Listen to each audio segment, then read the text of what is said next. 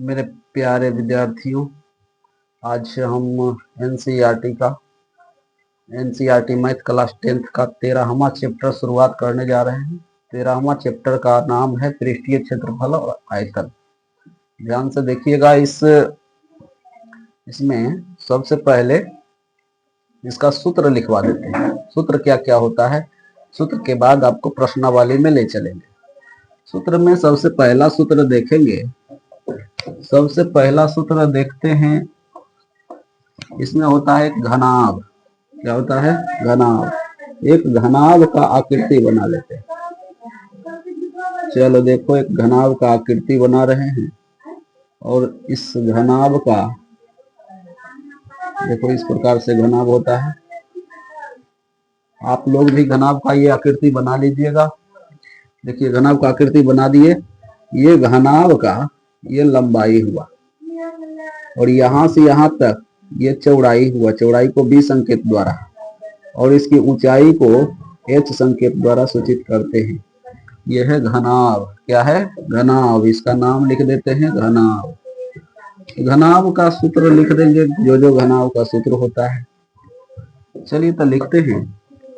पहला सूत्र पहले यहां लिख देते हैं घनाभ। पहला सूत्र, घनाभ का आयतन। घनाभ का आयतन क्या होता है? घनाभ का आयतन होता है लंबाई गुने चौड़ाई गुने ऊंचाई। इसलिए यहां लिखेंगे LDH। ठीक है। और दूसरा सूत्र इसका होता है घनाभ का संपूर्ण पृष्ठीय क्षेत्रफल। घनाभ का संपूर्ण पृष्ठीय क्षेत्रफल बराबर होता है, क्या होता है? 2 × LB plus BH plus LH। ठीक है। घनाभ का तीसरा सूत्र क्या होता है? घनाभ का तीसरा सूत्र होता है घनाभ के चारों दीवारों का क्षेत्रफल। घनाभ के चारों दीवारों का क्षेत्रफल क्या होता है? होता है 2 × L प्लस B × H। ठीक है। उसके बाद चौथा सूत्र इसका होता है घनाभ का विकर्ण। घनाभ का विकर्ण बराबर क्या होता है? विकर्ण किसको कहते हैं? ई कोणमा से लेकर ई कोणमा तक जब इसको खींचेंगे इसको कहेंगे विकर्ण। घनाभ का विकर्ण बराबर होता है √L² plus V² plus H²। ये 4 सूत्र होता है किसका? घनाभ का। अब देखते हैं घन में। घन कैसा होता है? घन में क्या होगा? घन का जो चारों भुजा होता है ना, वो होता है बराबर।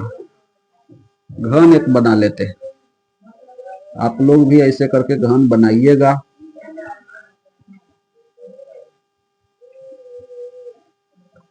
यह है घन। क्या है? घन है।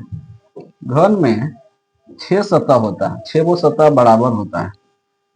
6 वो सतह का क्षेत्रफल बराबर होता है। अगर इसका प्रत्येक भुजा को हम A मान लिए तो इधर भी A होगा। यानी इसकी लंबाई और चौड़ाई और ऊंचाई तीनों होता है बराबर। लंबाई चौड़ाई ऊंचाई क्या होता है? बराबर होता है।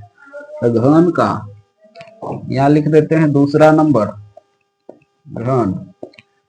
तो घन का आयतन पहला नंबर में होगा घन का आयतन। घन का आयतन क्या होता है?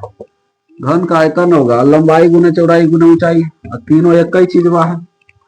इसलिए इसको हम लिखेंगे क्या? भुजा का क्यूब। घन का आयतन भुजा का क्यूब। अच्छा, दूसरा नंबर घन का संपूर्ण पृष्ठीय क्षेत्रफल। घन का संपूर्ण पृष्ठीय क्षेत्रफल क्या होता है? संपूर्ण पृष्ठीय मतलब 6 वो पृष्ठ होता है, तो 6 गुने भुजा स्क्वायर होगा। ठीक है। अगर घन के चारों दीवारों का क्षेत्रफल कह दे, घन के चारों दीवारों का क्षेत्रफल। तो 4 गो दीवार है, तो 4 से भुजा स्क्वायर कर देंगे गुना। अब देखते हैं चौथा सूत्र में घन का विकर्ण। घन का विकर्ण बराबर क्या होता है? घन का विकर्ण बराबर होता है √3 इंटू 1 भुजा। √3 गुने भुजा होता है, इसका विकर्ण हो गया। अब देखो, अब क्या होगा, घन और घनाभ में कुछ समानता है। क्या समानता है? घन में होता है 6 सतह, तो घन में होता है 6 सतह, तो घनाभ में भी होता है 6 सतह। यानी कि घन और घनाभ में सतहों की संख्या क्या होती है? 6। यहां लिख देते हैं नोट में, घन तथा घनाभ में सतहों की संख्या। सतहों की संख्या क्या होती है? सतहों की संख्या 6। सतहों की संख्या क्या होती है? 6। और एक चीज समानता होता है, नोट नंबर दूसरा में लिखते हैं घन तथा घनाभ में किनारों की संख्या। किनारों की संख्या। घन और घनाभ में किनारा कई वो होता है, किनारा होता है सभ्य में 12 किनारा होता है। कई किनारा होता है? 12 गो। बेलन का चित्र बनाते हैं।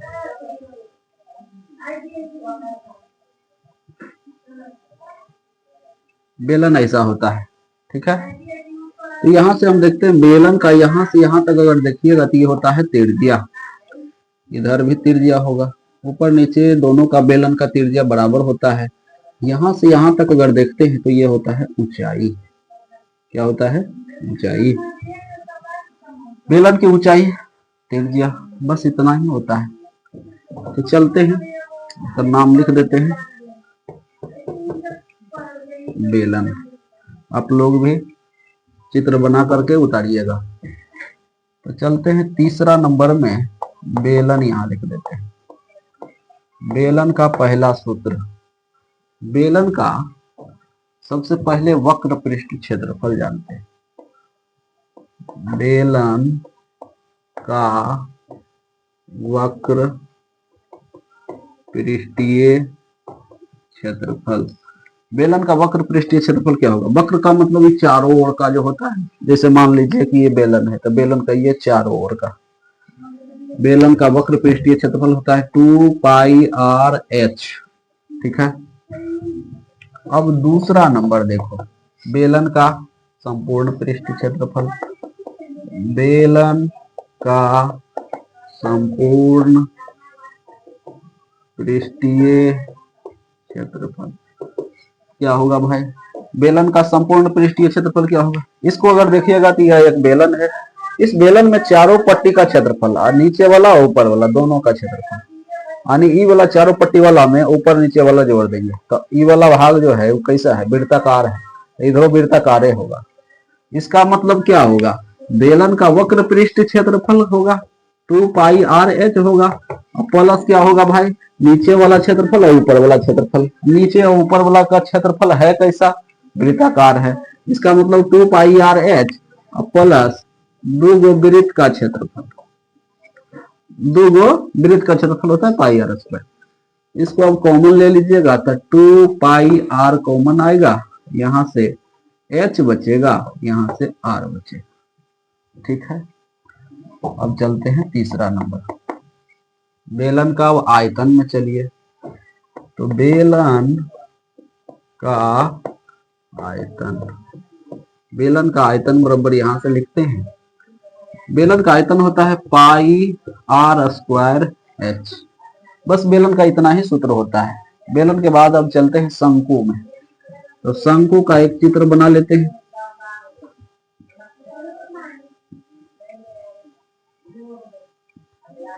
ये शंकु है। शंकु का जो आधार होता है वो वृत्ताकार होता है। वृत्ताकार होगा तो इसका तिर्ज्या होगा। इसको ऊंचाई कहते हैं, इसको तिर्यक ऊंचाई कहते हैं। और यहाँ पर जो कोण बनता है, यहाँ 90 डिग्री का कोण बनता है, यही है शंकु, ठीक है। तो सबसे पहले लिखेंगे चौथा नंबर में शंकु। पहला सूत्र शंकु का वक्र पृष्ठीय क्षेत्रफल। शंकु का वक्र पृष्ठीय क्षेत्रफल क्या होता है भाई? होता है पाई आर एल। वक्र किसको कहते हैं? चारों पट्टी जो है ना, ये कपड़ा का बना हुआ रहता है या कुछ भी का है, ये चारों पट्टी का क्षेत्रफल पाई आर एल होगा। दूसरा सूत्र होता है शंकु का क्या होता है? संपूर्ण पृष्ठीय क्षेत्रफल। संपूर्ण पृष्ठीय क्षेत्रफल। शंकु का संपूर्ण पृष्ठीय क्षेत्रफल में तो चारों पट्टी वाला होबे करेगा, प्लस ये आधार का भी क्षेत्रफल होगा। तो ये चारों पट्टी का क्षेत्रफल ये होगा क्या? वक्र पृष्ठीय क्षेत्रफल पाई आर एल होगा, प्लस क्या होगा? नीचे वाला आधार का क्षेत्रफल। आधार कैसा है? वृत्ताकार है, तो वृत्त का क्षेत्रफल पाई आर स्क्वायर होता है। तो यहाँ से देखिए पाई आर कॉमन आ गया, यहाँ एल प्लस आर बचा। पाई आर एल ई वाला और आर ई वाला। अब देखो तीसरा नंबर इसका सूत्र क्या होता है शंकु का? तो शंकु का आयतन होता है। शंकु का आयतन, शंकु का आयतन बराबर सूत्र होता है, क्या होता है? 1/3 पाई आर स्क्वायर एच। ये होता है शंकु का आयतन। अब शंकु में एक चीज और बच गया है, यहां से देखा जाए इसको अच्छा से अगर देखिएगा, यहाँ 90 डिग्री का कोण बन रहा है, तो त्रिभुज बन रहा है ना। शंकु की तिर्यक ऊंचाई भी देख लो। शंकु की तिर्यक ऊंचाई में अगर यहाँ पर ए बी सी दे दे तो एक समकोण त्रिभुज बन रहा है। तो कर्ण बराबर क्या होता है? पाइथागोरस प्रमेय से कर्ण बराबर होता है अंडर रूट लंब स्क्वायर प्लस आधार स्क्वायर होता है ना। इसीलिए चौथा सूत्र इसका हो जाएगा शंकु का वक्र पृष्ठीय क्षेत्रफल। शंकु का वक्र पृष्ठीय क्षेत्रफल, वक्र नहीं रे बाबा, शंकु का तिर्यक ऊंचाई। तिर्यक ऊंचाई बराबर क्या होगा? अंडर रूट यानी कि एल बराबर under root H square plus R square. ये हो गया शंकु का खेला खत्म। अब देख लीजिए गोला का। तो गोला का कैसा रहेगा भाई? गोला रहेगा गोल। तो गोला का मतलब इसको वृत्त नहीं समझना, ये भर्ती होता है। पूरा गोला क्या होता है? भर्ती होता है। तो गोला का यहाँ से केंद्र मान लेंगे तो यहाँ से यहाँ तक इसका त्रिज्या होगा। तो गोला का पांचवा नंबर लिखेंगे गोला। पहला नंबर गोला का संपूर्ण पृष्ठीय क्षेत्रफल। शंकु का संपूर्ण पृष्ठीय क्षेत्रफल होता है 4 पाई आर स्क्वायर। इसमें वक्र पृष्ठीय क्षेत्रफल नहीं होता है, केवल संपूर्ण ही होता है। अब देखते हैं दूसरा नंबर। तो गोला का आयतन बराबर, गोला का आयतन क्या होता है? तो गोला का आयतन बराबर सूत्र होता है 4/3 पाई आर क्यूब। बस गोला में दुइये को सूत्र होता है। एक और लिखना है तो लिख लीजिए गोला का त्रिज्या। गोला का त्रिज्या बराबर होता है अंडर रूट संपूर्ण पृष्ठीय क्षेत्रफल बटा 4 पाई। ये होता है सूत्र। ये गोला में आ गए। चलिए इसको लिखते हैं खोखला गोला। अगले वीडियो में खोखला गोला एक बना लेते हैं। सबसे पहले एक गोला बना लेंगे और गोला के भीतर ऐसे खाली कर देंगे तो ये हो गया खोखला गोला। क्या हो गया? खोखला गोला। तो इसका त्रिज्या 2 हो जाएगा। एक यहाँ से यहाँ तक आर, यहाँ से यहाँ तक बड़की आर हो जाएगा। ठीक है। अगर आपको पूछ दे कि इसका आयतन क्या होगा, ये खोखला गोला का आयतन, इसका आयतन क्या करोगे? देखिए तो यहां पर लिखेंगे खोखला गोला का आयतन। खोखला गोला का आयतन। खोखला गोला का आयतन क्या होगा भैया? यहां से यहां तक ई है, यहां से यहां तक ई है, दो गो गोला यहां दिख रहा है। तो क्या करेंगे, बड़का गोला में छोटका गोला का आयतन घटा देंगे। तो हम क्या लिखेंगे, 4/3 पाई आर क्यूब, यानी बड़का गोला के आयतन में छोटका गोला का आयतन घटा रहे, -4/3 पाई आर क्यूब। तो यहां से हम देख रहे हैं दो चीज कॉमन आ रहा है। क्या आ रहा है, 4/3 और पाई कॉमन आ रहा है। बच गया एगो R cube minus R cube, ये बच गया। बस यही होगा। अब देख लेते अर्धगोला। अर्धगोला का मतलब ये होता है कि गोला तो रहेगा लेकिन आधा गोला रहेगा। क्या रहेगा, आधा गोला। तो आधा गोला कटोरी जैसा होगा, तो इसमें भी त्रिज्या होबे करेगा, होगा ना जी। तो अर्धगोला में अब चलते हैं, कटोरा जैसा रहेगा। तो लिखेंगे अर्धगोला का आयतन। अर्धगोला का आयतन क्या होगा, गोला का आयतन होता है 4/3, तो आधा गो गोला है तो करीब आधा होगा, 2/3 पाई आर क्यूब हो जाएगा। ठीक है। अच्छा, अर्धगोला का वक्र पृष्ठीय क्षेत्रफल। वक्र पृष्ठीय क्षेत्रफल, वक्र माने बाहर से जो वक्राकार पृष्ठीय है, इसका क्षेत्रफल क्या होगा, गोला का आधा होगा। गोला का तो होता है 4 पाई, तो कर होगा 2 पाई आर स्क्वायर। ठीक है। अगर कहेगा कि अर्धगोला का संपूर्ण पृष्ठीय क्षेत्रफल, तो क्या होगा, संपूर्ण पृष्ठीय क्षेत्रफल में इसका तो क्षेत्रफल होबे करेगा, और प्लस ये ऊपर वाला जो भाग है, वृत्ताकार भाग है, उसका भी क्षेत्रफल होगा। इसका मतलब क्या हो जाएगा, 2 पाई आर स्क्वायर तो होबे करेगा ये वक्राकार वाला, और प्लस ऊपर वाला भी होगा। ऊपर वाला भी है क्या, वृत्त का क्षेत्रफल, तो वृत्त का क्षेत्रफल होता है पाई आर स्क्वायर। तो यहां से हम देख रहे हैं 2 pi r square, 1 pi r square, तो हो जाएगा 3 पाई आर स्क्वायर।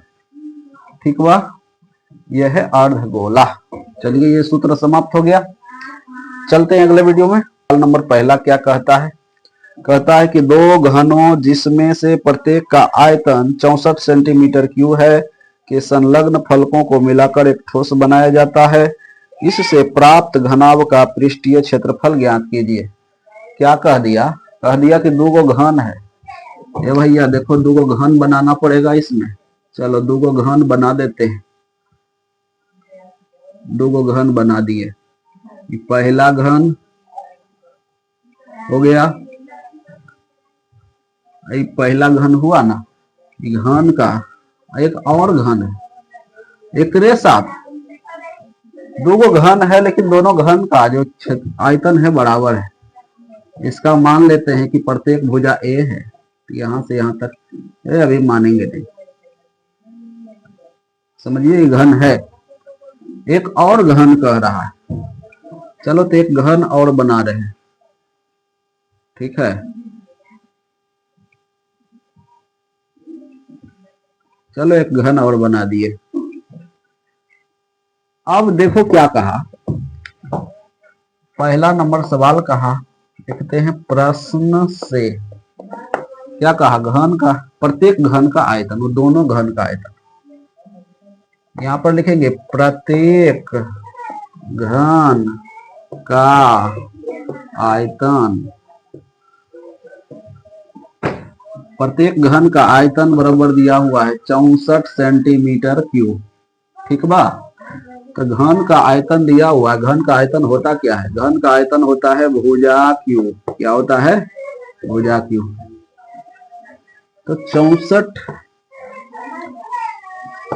तो भुजा क्यूब बराबर 64 का भी क्यूब, 64 देखते हैं किसका क्यूब है, 4 का क्यूब हो जाता है। 4 चौक 16, 16 चौका 64, 4 पर पावर 3 दीजिएगा, 64 के बराबर हो जाएगा। ठीक है, तो यहाँ देख रहे हैं कि पावर सेम है तो बेस भी सेम होगा। तो भुजा बराबर क्या हो जाएगा, 4 सेंटीमीटर। इसका मतलब ई घन का प्रत्येक भुजा कितना, 4 सेंटीमीटर होगा। कितना होगा? 4 सेंटीमीटर। ये दोनों घन तो एकरो 4 सेंटीमीटर ना, ये दोनों घन को मिला दीजिए, एक साथ मिलाइए तो बनेगा ओकरा से घनाभ। देखो कैसे बनता है। ये घन को यहाँ पर लिखते हैं, बनाते हैं, ध्यान से देखिएगा। एक और एकरे साथ घन मिलाया गया है,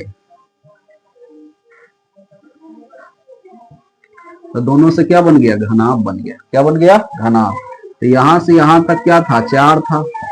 तो यहां से यहां तक यह 4 था, तो टोटल मिला के कितना हो जाएगा? 8 सेंटीमीटर घनाभ हो गया। काहे की लंबाई ज्यादा हो गया, ये चौड़ाई तो 4 न होगा, काहे की प्रत्येक भुजा आ गया था 4। घनाभ का लंबाई 8 और चौड़ाई 4, ऊंचाई भी क्या होगा? 4 होगा। होगा ना? चलो तो यहां पर लिखते हैं पुनः घनाभ की लंबाई। घनाभ की लंबाई कितना? 8 सेंटीमीटर। अच्छा, चौड़ाई कितना?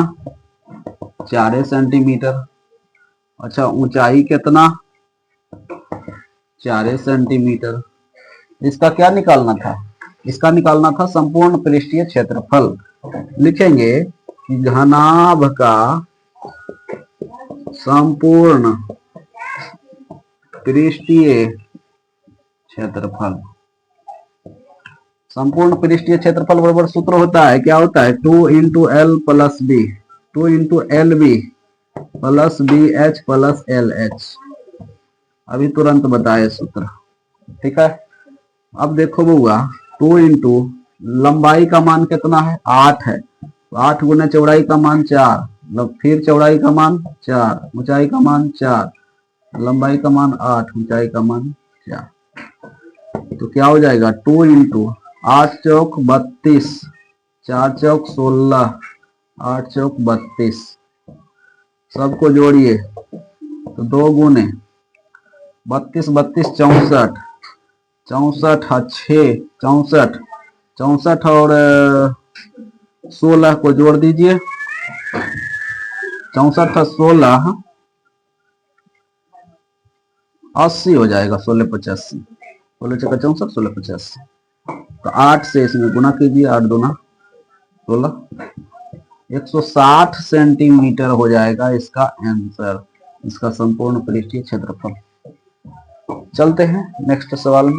कहता है कि कोई बर्तन एक खोखले अर्धगोले के आकार का है, खोखला अर्धगोला का आकार का है, जिसके ऊपर एक खोखला बेलन अध्यारोपित है। अर्धगोले का व्यास 14 सेंटीमीटर है और इस बर्तन की कुल ऊंचाई दिया हुआ है 13 सेंटीमीटर। तो इस बर्तन का आंतरिक पृष्ठीय क्षेत्रफल ज्ञात कीजिए। देखो मेरे लाल, कहता है कि अर्धगोला है, एकरा पर एक खोखला बेलन रखा हुआ है, संपूर्ण ऊंचाई 13 सेंटीमीटर है। इसका आंतरिक पृष्ठीय क्षेत्रफल, पृष्ठ एक चारों पट्टी जितना पृष्ठ है उसका क्षेत्रफल निकालिए। सबसे पहले यहाँ क्लियर कीजिए, इसका व्यास दिया हुआ है 14, तो त्रिज्या कितना होगा? 7 होगा, 7 सेंटीमीटर होगा ना। अर्धगोला का त्रिज्या 7। अच्छा, यहां से यहां तक तो यह तो 7 सेंटीमीटर होगा, काहे कि ये भी अर्धगोला का त्रिज्या है। अच्छा, तो यहाँ बेलन का त्रिज्या भी 7 सेंटीमीटर होगा, होगा ना। अच्छा, तो बेलन की ऊंचाई कितना होगा? यहां से यहां तक बेलन है, तो देखो बुआ, यहां से यहां तक 7 सेंटीमीटर, तो यहां से यहां तक कितना? तो यहां से यहां तक 13, 13 में से 7 घटा दीजिए, 13 में से 7 घटेगा कितना बचेगा? 6 सेंटीमीटर। यानी बेलन की ऊंचाई क्या हो गया? 6 सेंटीमीटर। सब कुछ पता चल गया। अब निकालेंगे। सबसे पहले लिखेंगे दूसरा सवाल में कि अर्धगोला का व्यास 14 सेंटीमीटर, तो त्रिज्या कितना है? कर आधा 7 सेंटीमीटर होगा ना जी। हाँ, अब देखो, तो बेलन की त्रिज्या कितना होगा? काहे कि कहा कि एकरे पर अध्यारोपित है, तो बेलन का त्रिज्या भी उतने होगा। 7 सेंटीमीटर होगा। अच्छा, बेलन की ऊंचाई क्या हो जाएगा भाई? लिखेंगे बेलन की ऊंचाई, बेलन की ऊंचाई बराबर, बेलन की ऊंचाई बराबर हो जाएगा 6 सेंटीमीटर। यहां से यहां तक 13, यहां से यहां तक 7, 13 में से 7 घटा 6 सेंटीमीटर। अब निकाल लीजिए, क्या लिखेंगे? बर्तन का आंतरिक पृष्ठीय क्षेत्रफल, बर्तन का आंतरिक पृष्ठीय क्षेत्रफल क्या होगा मेरे लाल? तो अर्धगोला का आंतरिक पृष्ठीय क्षेत्रफल प्लस बेलन का आंतरिक पृष्ठीय क्षेत्रफल। लिखेंगे कि अर्धगोला का पृष्ठीय क्षेत्रफल प्लस बेलन का पृष्ठीय क्षेत्रफल, बेलन का पृष्ठीय क्षेत्रफल देखा जाए तो अर्धगोला का जो अंदर का पृष्ठीय क्षेत्रफल, अर्धगोला का वक्र पृष्ठीय क्षेत्रफल बताए थे क्या होता है? 2 पाई आर स्क्वायर। और बेलन का ये चारों पट्टी का अंदर वाला कितना होता है? क्या होता है? 2 पाई आर एच होता है ना जी, होता है। यहां से 2 पाई आर और आर कॉमन आएगा, 2 पाई आर कॉमन आ गया तो यहाँ पर बचा एगो आर, यहाँ पर बचेगा एगो एच। ठीक बा, अब इसको रखो, पाई का मान 22/7, त्रिज्या कितना आया था? 7 आया था, एक त्रिज्या 7, ऊंचाई कितना? बेलन की ऊंचाई आया था 6। देखो मेरे लाल, 7 7 कट गया, तो 22 दूना 44 गुने 7 छक 42, 7 छक 42 नहीं रे बाबा, 7 छो 13 न होगा, 13। अब इसको गुना करते हैं, 13 चौका 52 के 2 बाकी 5, 13 चौका 52, अब 5 कितना? 57।